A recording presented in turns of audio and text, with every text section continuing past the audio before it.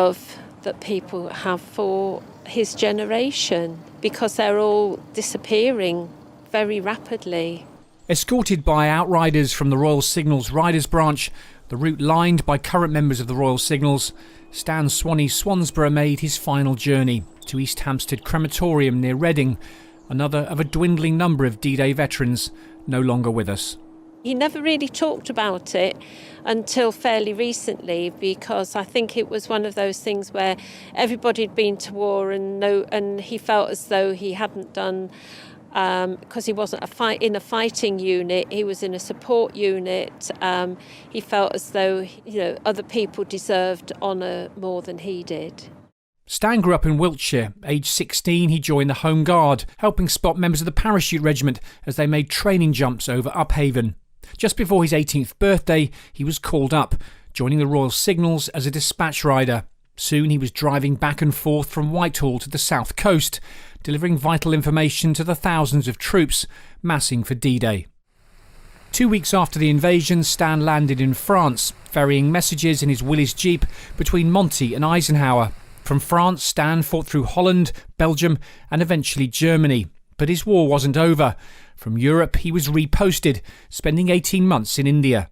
I think, as my mum said, he didn't really talk hugely about what had gone on during the war and his time when he served until we went back to Normandy as a whole family in 2009.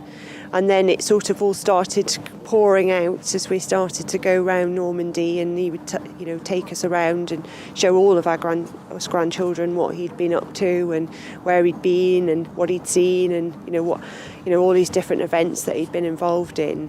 Along the way, Stan married his sweetheart Peggy, the couple together for 68 years. After the war, Stan worked for BOAC, what became British Airways. But his attachment to his former unit never faded, and he returned to Normandy several times. 3 cheers for Swannee Swansborough. Hip hip! Hip hip! Hip hip! A few years ago, he was guest of honour at the Corps headquarters at Blandford, becoming an honorary friend of the Signals. First of all, Swanee, he gave us the right of freedom, basically. He fought in World War II, landed on D-Day. He was part of the Royal Signals. Anyone that's part of the Royal Signals becomes part of our family, and we'll do anything we can to honour them. I was invited to his 96th birthday party when we were COVID down, and we sat and we had a nice meal together and all the rest of it, and I presented him with a Riders badge, made him an honorary member of the Royal Signals Riders, and while nobody was listening, he whispered a little joke in my ear, and his sense of humour is still there, the sense of humour that you have to serve, because some of the things you see and do. Stan died peacefully at the age of 96, another of a special generation to pass. Their role in the world's greatest military invasion never forgotten. Simon Newton, Forces News, Reading.